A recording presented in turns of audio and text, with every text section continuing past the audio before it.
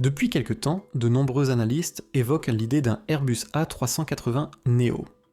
Et il faut dire que c'est Emirates, le plus grand opérateur mondial du Super Jumbo, qui entretient cette discussion. Le concept, principalement porté par le président de la compagnie, Sir Tim Clark, consisterait à créer une version remotorisée de l'A380-800, dotée de moteurs plus économes en carburant et d'autres améliorations techniques. L'objectif serait de corriger certaines inefficacités du modèle d'origine, celles-là même qui ont contribué à son déclin et à l'arrêt de sa production. Les changements envisagés pourraient réduire la consommation de carburant de 12 à 14%. Pour Emirates, l'idée d'un A380neo a tout son sens, étant donné la dépendance de la compagnie à cet appareil, en particulier à la version 800. Emirates a bâti une grande partie de son modèle économique et de son image de marque autour de ce Super Jumbo. De plus, la compagnie n'a jamais caché sa conviction que la croissance du nombre de passagers et la congestion croissante des aéroports finiront par contraindre les compagnies à se tourner à nouveau vers des avions à très grande capacité. Un A380 plus efficace permettrait à Emirates de maintenir son modèle Hub and Spoke, c'est-à-dire de faire transiter de grands flux de passagers par Dubaï, tout en conservant des coûts par siège compétitifs, même en continuant à utiliser aussi des biréacteurs long courrier. Mais malgré cet intérêt marqué, Airbus n'a montré aucune volonté de lancer un A380neo. Et les raisons vont bien au-delà du simple manque de demande, ou même de l'offre d'Emirates, estimée à 20 milliards de dollars pour relancer le programme. À l'origine, l'A380AV était conçu pour révolutionner le transport aérien, concurrencer Boeing et réduire l'avance commerciale dont profitait depuis longtemps le programme 747. Pourtant, le succès espéré par Airbus n'a jamais réellement été atteint. Les stratégies des compagnies aériennes ont évolué, et la conception même de l'A380, avec ses 4 moteurs, a fini par poser problème, surtout quand les prix du carburant devenaient imprévisibles. À cela s'ajoutait le fait que l'avion ne pouvait opérer que sur un nombre limité d'aéroports en raison de sa taille, ce qui restreignait ses opportunités commerciales. L'arrivée de nouvelles générations d'avions, plus flexibles, a accentué les difficultés du Super Jumbo. Les compagnies préféraient miser sur des appareils offrant plus d'adaptabilité et moins de risques. Malgré son immense popularité auprès des passagers, la production de l'A380 a cessé en 2021. Emirates, elle, a continué à plaider pour une version modernisée, allant même jusqu'à soumettre cette année à Airbus ses propres propositions de ce que pourrait être un A380neo. Cependant, Airbus estime fermement que ce projet n'est pas viable. La principale raison, c'est l'énorme défi financier et logistique que représenterait la relance de la production. Lorsqu'une chaîne de fabrication ferme pour un modèle, c'est toute une page qui se tourne.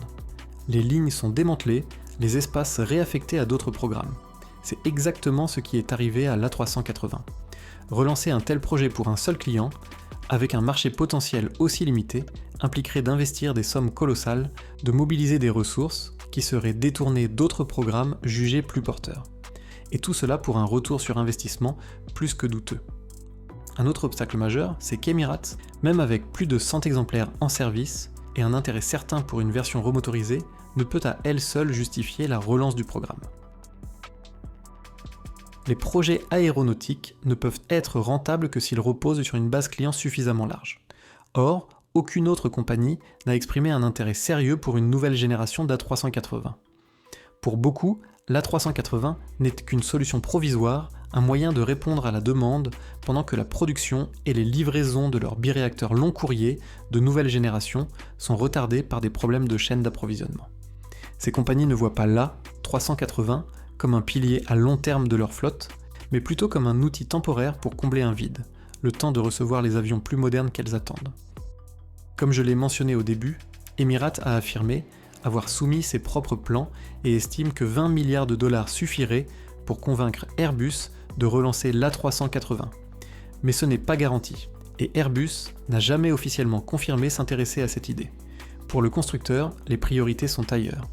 Il se concentre désormais sur ses programmes en cours, à commencer par les avions plus petits, comme la famille A321neo. La dernière évolution de cette gamme, l'A321 XLR, lancée fin de l'année dernière, a montré que les limitations de rayon d'action des monocouloirs appartiennent désormais au passé. Grâce à l'A321 XLR, les compagnies peuvent ouvrir de nouvelles routes qui étaient autrefois hors de portée avec un monocouloir, et cela de manière rentable et efficace.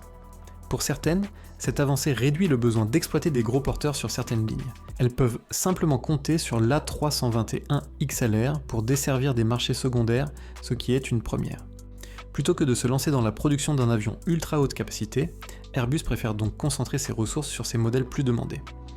Et il en va de même pour la famille A350, qui verra arriver dans les prochaines années 2 nouvelles variantes, en plus de plusieurs études internes visant à déterminer à quoi ressemblera le prochain avion commercial du constructeur. Ce futur appareil ne sera probablement pas un A380 Neo. Pour Emirates, cela signifie que, sans le soutien d'Airbus, la compagnie devra tôt ou tard retirer son emblématique A380 sans disposer d'un successeur direct. Pour s'adapter, Emirates diversifie déjà sa flotte. Elle a passé de grosses commandes pour l'A350 et le Boeing 777-9X, tout en s'intéressant aussi au Dreamliner. Certes, ces avions sont plus petits, mais ils permettront à Emirates de desservir davantage de destinations tout en évitant les risques financiers liés au remplissage d'un super jumbo.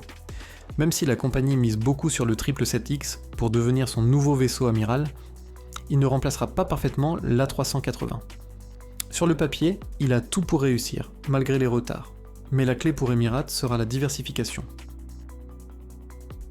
La compagnie reste néanmoins attachée à son A380 et prévoit, selon ses dernières annonces, de l'exploiter jusqu'au début des années 2040.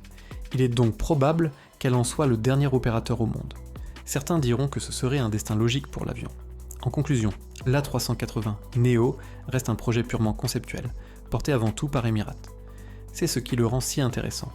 Alors qu'on pourrait croire le sujet clos, Sir Tim Clark, fidèle à lui-même, relance régulièrement le débat en affirmant qu'un A380 Neo devrait voir le jour. Mais cette idée ne vient pas d'Airbus, qui ne montre aucun intérêt à la concrétiser. Les raisons qui ont conduit au déclin de l'A380 initial restent valables aujourd'hui. Coût d'exploitation élevé, faible demande et concurrence de nouveaux modèles plus économes. En 2025, rien n'a vraiment changé et Airbus préfère consacrer ses efforts à la nouvelle génération d'avions. Pour Emirates, l'absence d'A380 Neo signifie qu'elle doit envisager un futur sans son super jumbo adoré. Son retrait n'aura lieu que dans les années 2040, mais d'ici là, beaucoup de choses peuvent évoluer. Peut-être qu'un autre avion de grande capacité, plus efficace, sera nécessaire à ce moment-là. Et qui sait où en seront les avions à hydrogène ? Peut-être qu'une version à grande échelle pourrait alors convenir parfaitement à Emirates, surtout pour desservir des aéroports saturés en créneaux. L'avenir le dira, mais ce qui est certain, c'est que la stratégie de la compagnie de Dubaï devra évoluer. Et personnellement, je pense que ce sera passionnant à suivre. Merci d'avoir regardé cette vidéo jusqu'au bout. Si vous avez aimé le contenu, n'oubliez pas de vous abonner, laisser un j'aime et de visiter notre site nerdaviation.com. Chaque mois, nous publions plus de 200 articles sur des sujets liés à l'aviation.